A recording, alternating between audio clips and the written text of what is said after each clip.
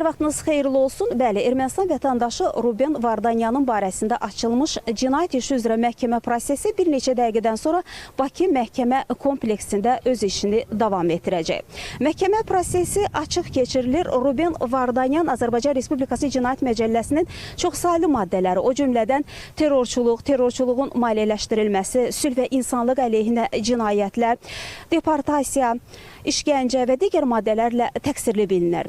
Ruben Vardanyan məhkəmədə sərbəst ifadə verməkdən imtina edib. O, həmçinin dövlət ittihamçılarının iş üzrə keçən çoxsaylı sənədlərin tədqiqi araşdırılması zamanı Ruben Vardanyanı ünvanladığı sualları da cavablandırmaqdan imtina edir.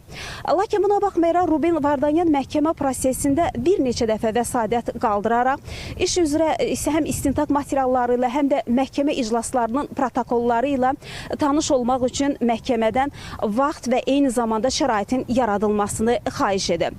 Dövlət ittihamçıları, ittiham tərəfi də buna etirazını bildirməyib və Ruben Vardanyana zaman və şəraitin yaradılması tanınıb. Ruben Vardanyan vəsadətlərini rus dilində təqdim edir. Məhkəmədə ona bir neçə rus dilində tərcüməçi təyin olunub. Eyni zamanda Ruben Vardanyan özünün həm istintaq zamanı, həm də məhkəmədə özünün seçdiyi vəkillə təmin oldu. İş üzrə çoxsaylı zərər çəkənlər var. Məhkəmə prosesində həm zərər çəkənlər, həm də şahidlər ifadə verirlər.